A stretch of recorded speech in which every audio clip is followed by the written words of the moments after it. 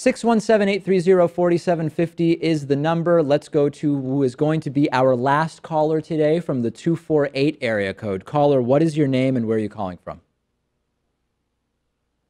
Hey, this is Cameron. I'm calling from Flint, Michigan. Great. What's on your mind today?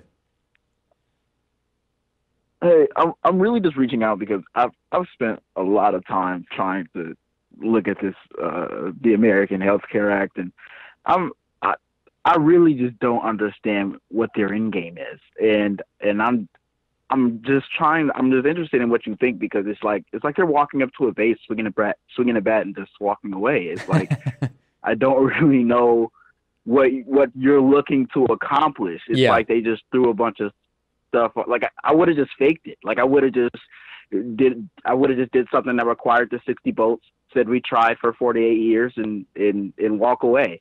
Yeah. I don't know. So listen, here's what I think the goal is. Here's what I think is going on. There's a couple different things. One is you need to somehow make good on the campaign promise and on what Republicans have been trying to do for 6-7 years now, which is repeal Obamacare. So in some way, you've got to check that box. That's number one. Number two, Republicans want to say that they cut taxes. So removing subsidies and replacing them with tax credits is a way to say we cut taxes, even though the net effect is going to be an increase in out-of-pocket healthcare costs via premiums, et cetera, particularly for seniors, okay?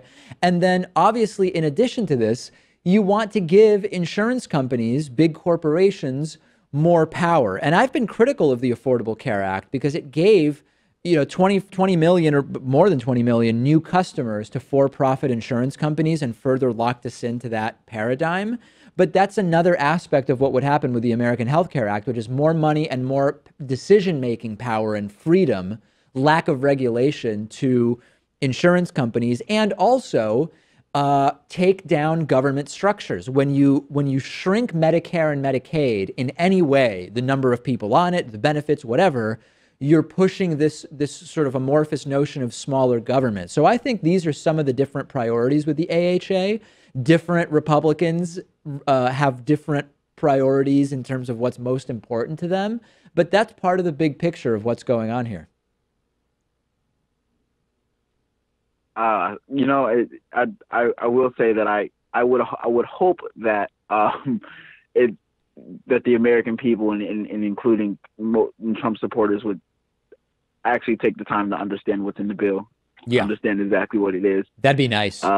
Because it doesn't really seem to benefit. It just doesn't seem to benefit the poor at all. And it doesn't. And the only set of people really seem to benefit is the ultra rich, or there's some minor benefits for younger people, but beyond that, it doesn't really do anything for anyone beyond the rich. And I just don't understand the purpose. Hey, listen, quick question while I have you on the phone. What's up with your drinking water? What's the current situation in Flint?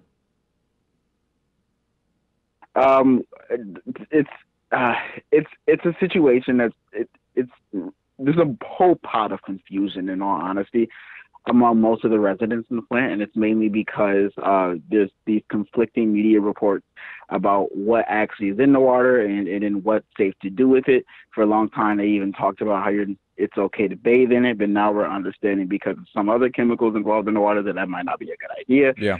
So, I mean, there's still like, just years later, there's still like a whole entire plane of confusion.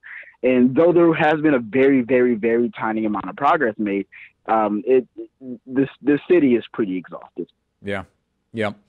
All right. Well, thanks. I really appreciate the call. We're going to keep covering the Flint water situation, and that's going to do it for calls today. Thanks to everybody who called. We will take calls again. That I promise you.